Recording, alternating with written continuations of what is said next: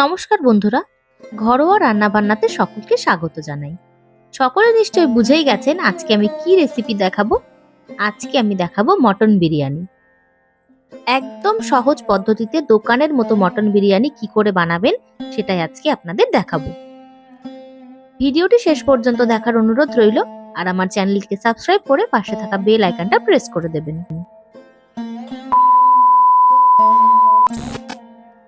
প্রথমে মটনটা নিয়ে নিচ্ছি এর মধ্যে। এবার এর মধ্যে দিয়ে দেব জল,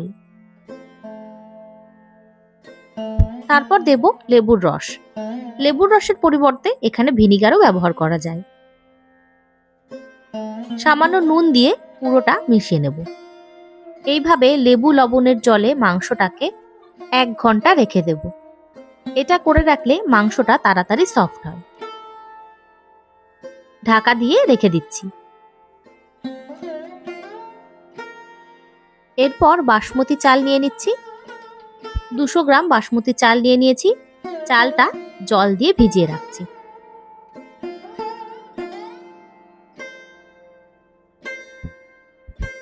এক ঘন্টা পর মটনটাকে ম্যারিনেট করে নিচ্ছি। দিয়ে দিচ্ছি হলুদ গুঁড়ো, পরিমাণ মতো লবণ,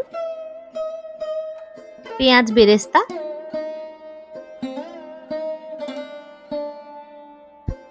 সামান্য লেবুর রস, জিরে গুঁড়ো, লঙ্কা গুঁড়ো, ধনে গুঁড়ো, সামান্য গোলমরিচ গুঁড়ো, রসুন বাটা, কাঁচা লঙ্কা বাটা, আদা বাটা, টক দই, একদম সামান্য গোলাপ জল 1/2 চামচ মতো, আর সামান্য কেওড়া জল। 1 ফোঁটা দিচ্ছি মিঠা আতর। এবার দেব বিরিয়ানি মশলা,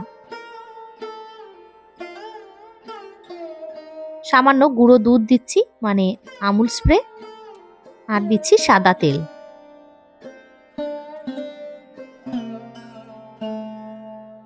মটনটা মাখিয়ে নিচ্ছি।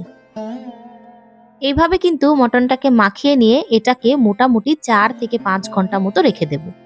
যেহেতু মটনটা সিদ্ধ হতে একটু সময় লাগে, সেই জন্য এটাকে ম্যারিনেট করে কিন্তু অনেকক্ষণ রেখে দিতে হবে। আর অবশ্যই ফ্রিজে রাখবো।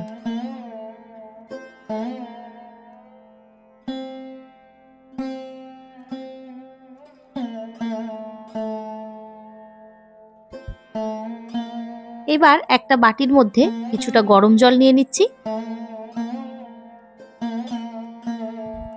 দিয়ে দিচ্ছি কিছুটা জাফরান, সামান্য গোলাপ জল, সামান্য কেওড়া জল, একদম অল্প মিঠা আতর। এবার দিয়ে দিচ্ছি গুঁড়ো দুধ।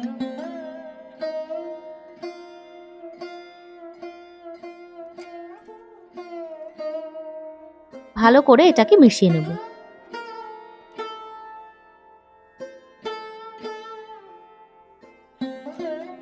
দিয়ে দিচ্ছি অরেঞ্জ ফুড কালার। আমি কিন্তু আজকে একদম সহজ পদ্ধতিতে বিরিয়ানি কি করে করা যায় সেটাই আজকে আপনাদের দেখাচ্ছি।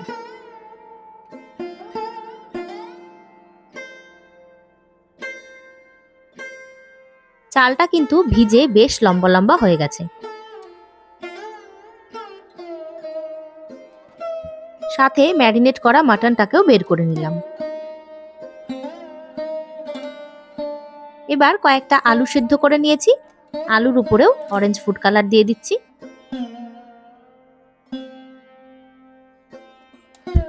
আলুতে কালারটা মাখিয়ে নেওয়ার পর আলুটাকে ভেজে নিচ্ছি।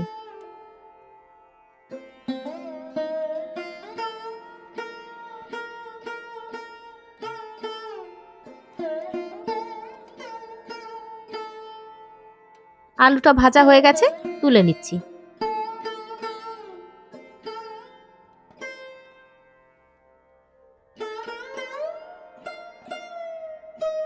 এই তেলের মধ্যেই আমি মটনটা দিয়ে দিচ্ছি।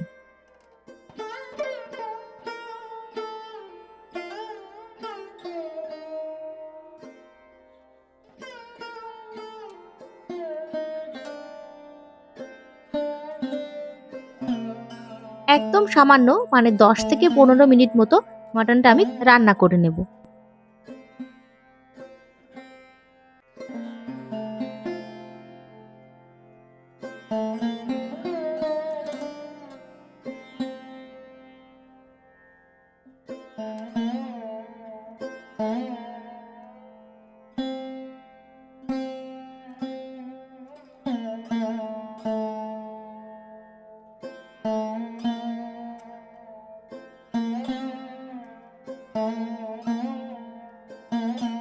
মটনটা কিন্তু রান্না হয়ে গেছে।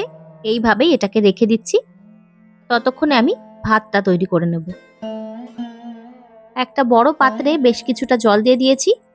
এর মধ্যে এবার দিয়ে দিচ্ছি কয়েকটা গোটা গরম মশলা। এর মধ্যে রয়েছে সাজিরে, এলাচ, লবঙ্গ, স্টার অ্যানিস, বড় এলাচ।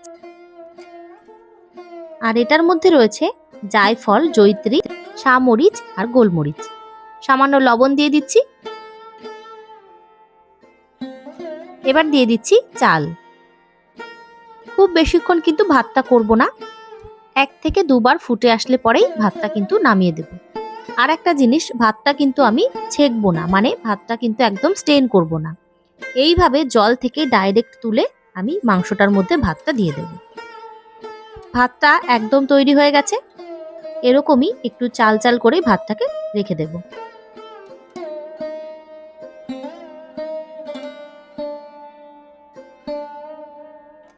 মটনটা থেকে একটু মশলা আমি তুলে নিচ্ছি।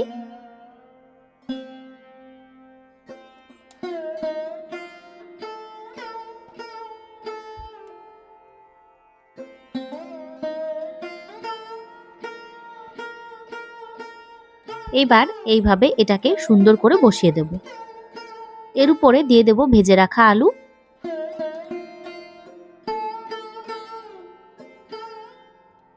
দিচ্ছি পেঁয়াজ বেরেস্তা।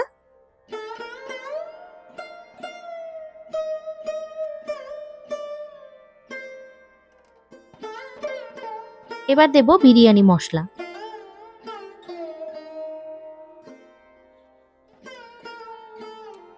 জল থেকে ভাতটা তুলে ডাইরেক্ট এর উপরে দিয়ে দিচ্ছি।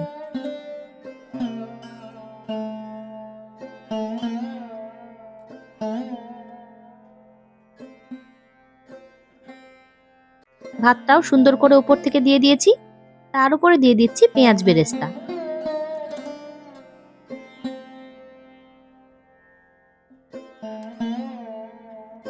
আবারও দিয়ে দিচ্ছি কিছুটা বিরিয়ানি মশলা।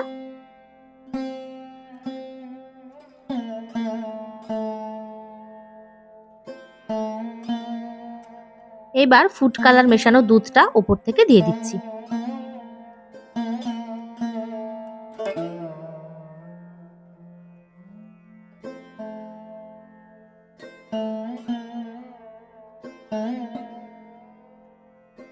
দিয়ে দেব কয়েকটা আলু বোখরা।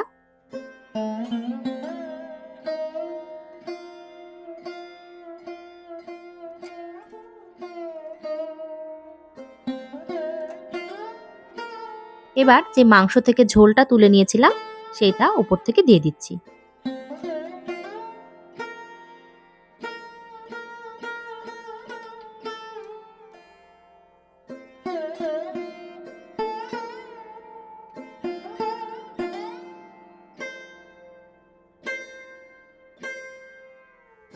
সামান্য ঘি দিয়ে দিচ্ছি।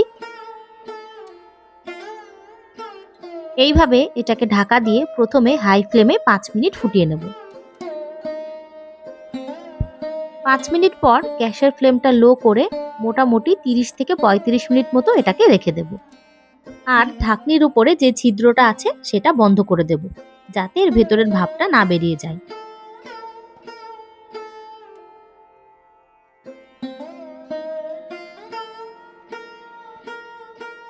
30 মিনিট পর দেখুন বিরিয়ানিটা কিন্তু একদম রেডি হয়ে গেছে।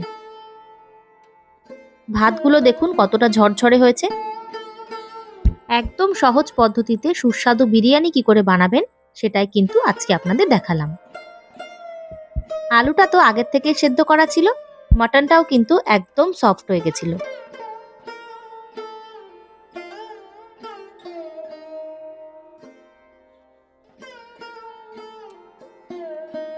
কেমন লাগলো আমার ভিডিওটি অবশ্যই জানাবেন।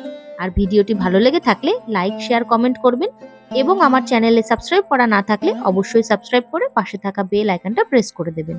ধন্যবাদ। দেখা হবে নতুন একটি ভিডিও নিয়ে।